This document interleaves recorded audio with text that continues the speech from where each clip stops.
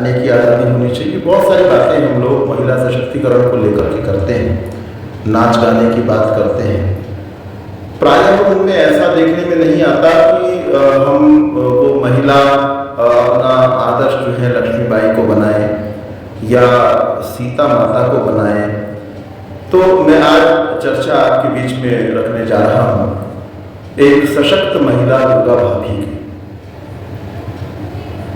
महिला सशक्तिकरण को हम कहते हैं, लेकिन सशक्त महिला क्या होती है, क्या हो सकती है, कैसी होनी चाहिए, इस पर मेरे विचार से हमारे जो इस समय तक के आकलन है, हमारा जो विचार विमर्श है, वो कुछ ना कुछ कहीं ना कहीं अधूरा है। ऐसा कुछ महान महिलाओं को देख करके हमको अनुमान लगता है, पता चलता है। दुर्गा भाभी शायद आपने नाम सुना हो। भारत के क्रांतिकारी इतिहास के अंदर बड़े सम्मान के साथ इस नाम को लिया जाता है। और कितना संघर्ष आपके जीवन के अंदर है। आजकल की जो महिलाएं स्वयं को आधुनिक कहती हैं, सशक्त कहती हैं, वो इतना संघर्ष करने की सोच भी पाएगी, यह भी बहुत मुश्किल है। आपकी माता की मृत्यु, दुर्गा भाभी की माता की मृत्यु केवल 11 माह की अवस्था में हो गई थी। ऐसे बच्चे से ऐसे कुछ विशेष कार्य करने की, कुछ विशेष शक्ति संपन्न हो जाने की, दुनिया में छाप छोड़ देने योग्य काम कर देने की आशा नहीं की जाती, जिसकी माँ की मृत्यु बहुत कम समय में हो गई हो। हम सोचते हैं कि माता और पिता मिलकर के बच्चों का अच्छा निर्माण कर सकते हैं, और कहीं कुछ सीमा तक यह सत्य भी है।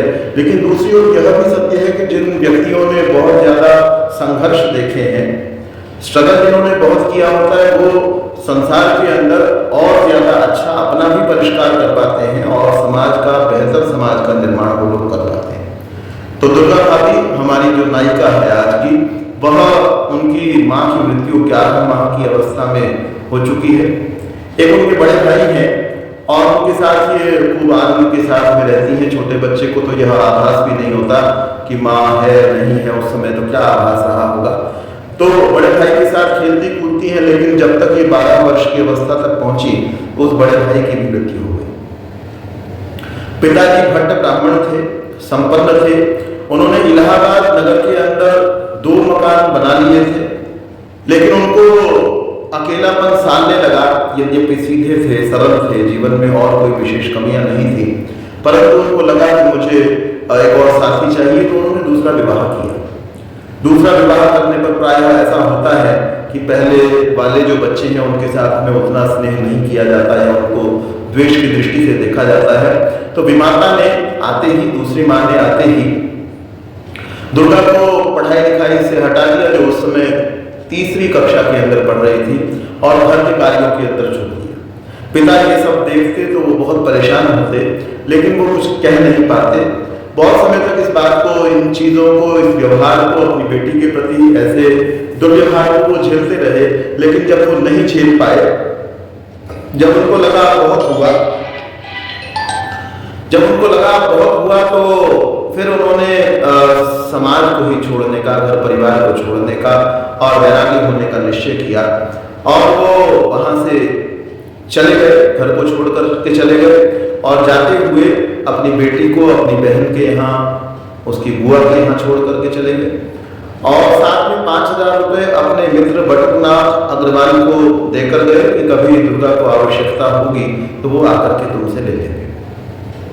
बुआ ने पढ़ाई लिखाई आरंभ नहीं कराई, उसकी पढ़ाना लिखाना जरूरी नहीं समझा, और घर के ही कार्यों के अंदर उसको लगाए रखा। और छोटी सी अवस्था के अंदर, जिस समय दुर्गा छोटी ही थी, 12 वर्ष की ही थी, उस समय के अंदर ही, थोड़े से समय के अंदर सारा घटनाक्रम जो है वो हो गया। तो उस 12 वर्ष की अवस्था के अंदर ही उनका विवाह एक लाहौर के बोहरा परिवार के अंदर तय कर दिया। बोहरा परिवार बहुत संपन्न था, अनेक उनके पास कोठियाँ थीं, और उनका पुत्र जो भगवती चरण थे वो पढ़ाई कर रहे थे और पढ़ने लिखने में खूब अच्छे थे। और यह परिवार अंग्रेजों का समर्थक परिवार था, उनका चमचा परिवार था, ऐसा आप कह सकते हैं। उनके पीछे लगा हुआ कुछ लघु परिवार था, इसलिए भी उनके पास किसी प्रकार का कोई अभाव नहीं था, और पैसे लेने देने का कुछ काम किया करते थे, इसलिए उस परिवार का नाम बोहरा हुआ। भगवती चरण पढ़ते हुए MSc तक पहुंच गए, और पढ़ते पढ़ते नेशनल कॉलेज में पहुंचे। नेशनल कॉलेज में आपकी मुलाकात, भगवती चरण की मुलाकात भगत सिंह के साथ में, राजगुरु के साथ में हुई और वहां पर उनके मन में राष्ट्रभक्ति का भाटा जो है वो खड़ा हो गया। इसी दौरान उनके लिए निश्चय किया गया कि जर्मनी के अंदर उनको उच्च शिक्षा के लिए पढ़ने भेजा जाएगा। पढ़ने जाने से पहले एक घटना और घटित हुई। लाहौर के इस परिवार को, बोहरा परिवार के इनके पिताजी को, भगवती चरण के पिताजी को राय बहादुर की उपाधि अंग्रेजों की ओर से दी जानी निश्चित हुई। ये बात सुनने के बाद में भगवती चरण जी ने अपने पिता के साथ रहना और उनके साथ निभाना ठीक नहीं समझा, क्योंकि भगवती चरण राष्ट्रभक्त हो चुके थे, क्रांतिकारी हो चुके थे, क्रांतिकारियों से इनका सामीप्य था और इधर यह इनका जो परिवार था वो राजभक्त था। इनके पिताजी ने विवाह के समय में दुर्गा के नाम पर, क्योंकि संपन्न परिवार था, 40,000 रुपए दुर्गा के ही नाम पर जमा कर दिए थे। भगवती चरण ने घर छोड़ दिया था और छोड़ करके अपने मित्रों के साथ में, भगत सिंह इत्यादि के साथ में रह रहे थे और दल के कार्यों को आगे बढ़ा रहे थे।